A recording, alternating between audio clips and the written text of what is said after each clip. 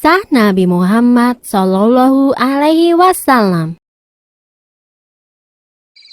Kaum Quraisy menggunakan berbagai macam cara untuk melawan Nabi Muhammad.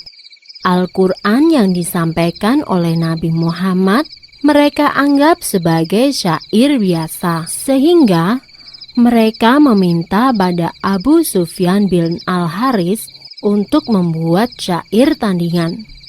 Tentu saja, syair buatan manusia tidak akan bisa mengalahkan Al-Quran.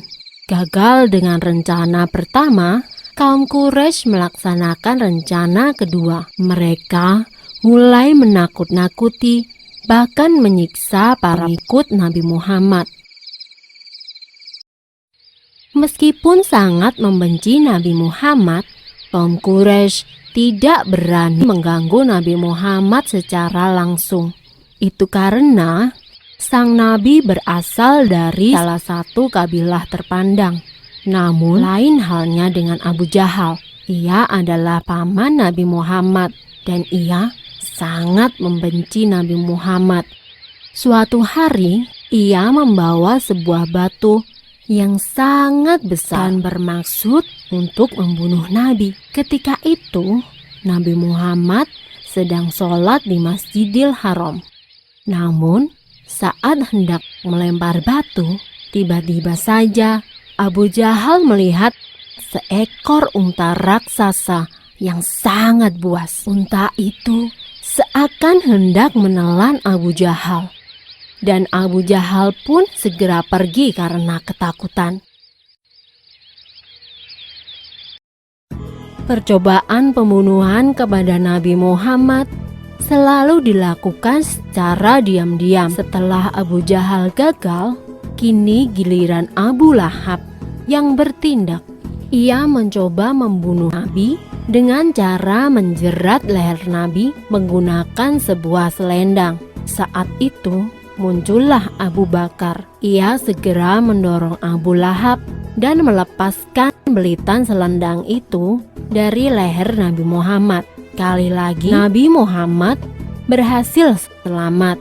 Namun sebagai akibatnya Abu Bakar menjadi sasaran kemarahan Abu Lahab. Pada tahun 10 kenabian Nabi Muhammad, dua tokoh besar Quraisy memeluk Islam. Mereka adalah Hamzah bin Abdul Muthalib dan Umar bin Khattab. Dengan masuknya kedua tokoh ini, kekuatan kaum Quraisy semakin berkurang. Kaum muslimin, para pengikut Nabi, semakin berani melakukan sholat di depan Ka'bah. Namun, sikap kejam kaum Quraisy tidak berhenti sampai di sini. Dipimpin oleh Abu Jahal, paman Nabi, dan Abu Sufyan, kaum Quraisy mengucilkan siapa saja yang berhubungan dengan Nabi. Akibatnya, para pengikut Nabi terpaksa pindah dari Mekah. Dan saat itu pula, Khadijah dan Abu Thalib meninggal dunia. Dua orang yang sangat penting dalam dakwah Nabi. Setelah Khadijah meninggal, Nabi Muhammad pergi ke Thaif untuk berdakwah kepada kaum Tsaqif. Namun, orang-orang di Thaif menolak kedatangan Nabi. Mereka mengusir Nabi Muhammad dan rombongannya. Mereka bahkan menghina, melecehkan, dan melempari Nabi dengan batu. Sungguh berat cobaan yang dialami Nabi Muhammad dalam berdakwah. Pada tanggal 27 Rajab tahun ke-11 kenabian, Allah memerintahkan kepada Nabi Muhammad untuk melaksanakan Isra dan Mi'raj. Isra adalah perjalanan Nabi Muhammad dari Masjidil Haram di Mekah menuju Masjidil Aqsa atau Baitul Maqdis di Palestina.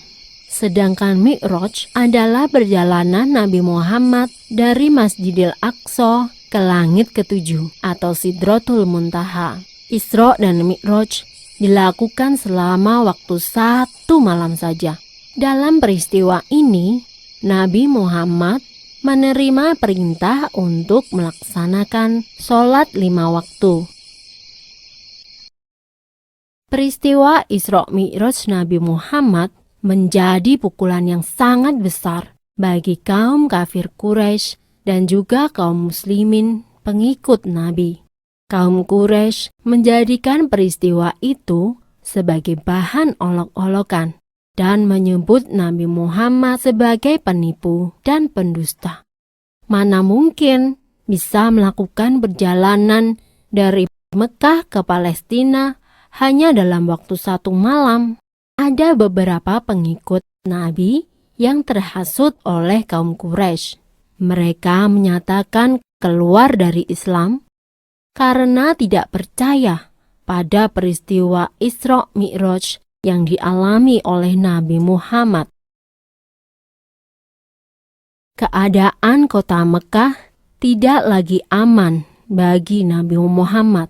Beliau pun berencana untuk hijrah ke kota Yatsrib.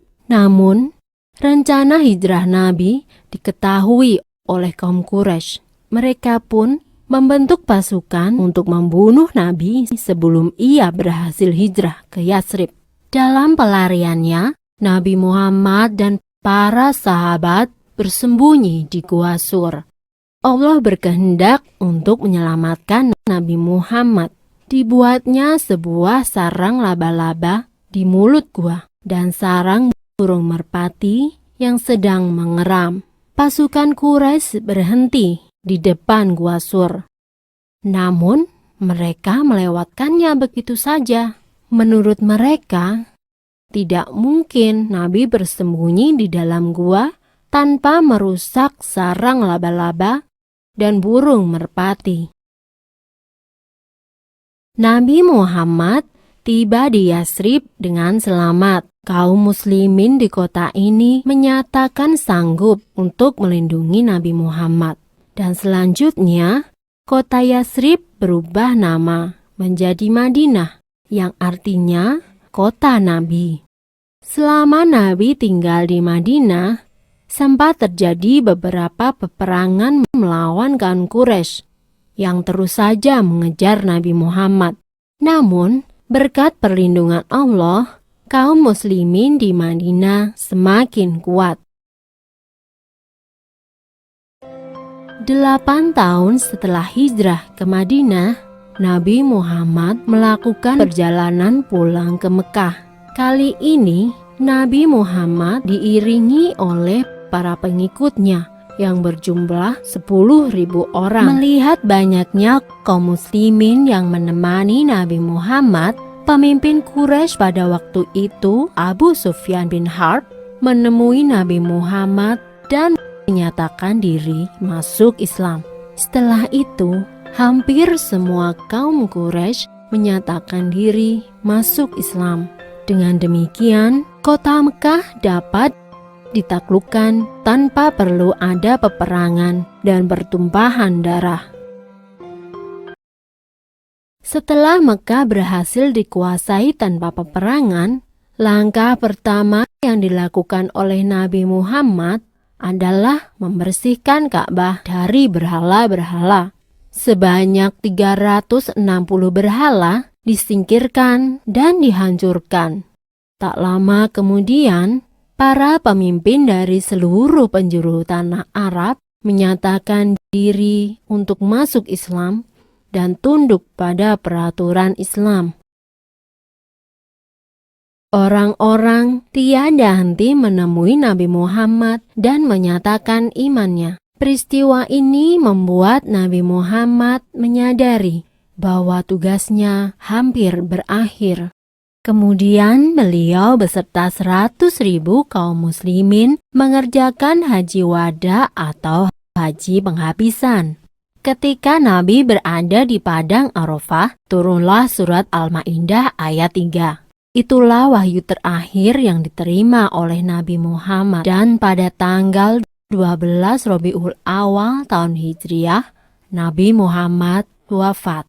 Pesan terakhir Nabi Muhammad adalah, "Kutinggalkan untuk kamu 2 perkara. Tidaklah kamu akan tersesat selama-lamanya selama kamu berpegang pada dua hal, yaitu Kitabullah atau Al-Quran dan Sunnah Rasulnya.